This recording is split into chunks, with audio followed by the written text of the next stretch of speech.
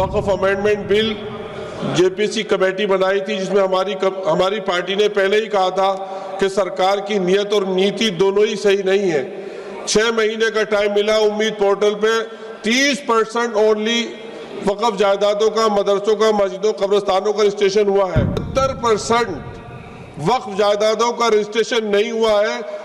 ऐसा लगता है कि आर्टिकल 25 और 26 को खत्म कर दिया गया है और मुसलमानों की जिंदगी हमारे प्यारे वतन में ही तंग कर दी गई है। वो लोग जिनके पुरखों ने आजादी की लड़ाई लड़ी थी, मौलाना अरशद मदनी, वो कह रहे हैं कि जुल्म और नाइंसाफी के खिलाफ लड़ना शायद हमें दोबारा लड़ना पड़ेगा और जिहाद करना पड़ेगा। मैडम, एक जुल्म की एक बर्दाश्त होती है और जब बर्दाश्त खत्म हो जाती है तो जुल्म। धन्यवाद। माननीय सदस्य श्री मोहिबा बुल्ला जी। स्पीकर साहिबा, मैं आपके तवज्जुह से एक बहुत ही अहम मुद्दे की तरफ आपकी तवज्जो दिलाना चाहता हूँ। वक्फ अमेंडमेंट बिल जेपीसी कमेटी बनाई थी, जिसमें हमारी पार्टी ने पहले ही कहा था कि सरकार की नीयत और नीति दोनों ही सही नहीं है। 6 महीने का टाइम मिला। उम्मीद पोर्टल पे 30% ओनली वक्फ जायदादों का, मदरसों का, मस्जिदों, कब्रिस्तानों का रजिस्ट्रेशन हुआ है। उस पर भी सर्वर डाउन चल रहा है और वो डेट खत्म हो गई है। 70% वक्फ जायदादों का रजिस्ट्रेशन नहीं हुआ है।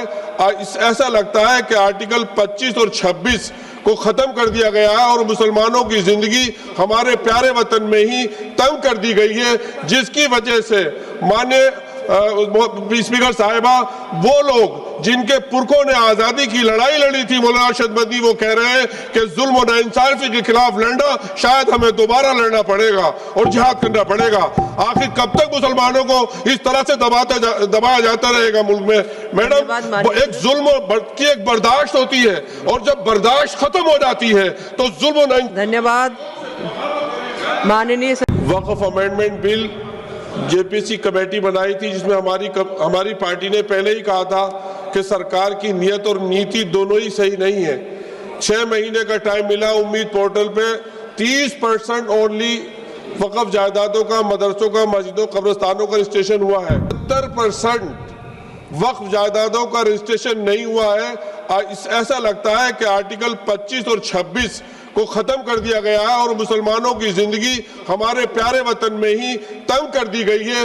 वो लोग जिनके पुरखों ने आजादी की लड़ाई लड़ी थी, मौलाना अरशद मदनी, वो कह रहे हैं कि जुल्म और नाइंसाफी के खिलाफ लड़ना शायद हमें दोबारा लड़ना पड़ेगा और जिहाद करना पड़ेगा। मैडम, एक जुल्म की एक बर्दाश्त होती है और जब बर्दाश्त खत्म हो जाती है तो जुल्म। धन्यवाद।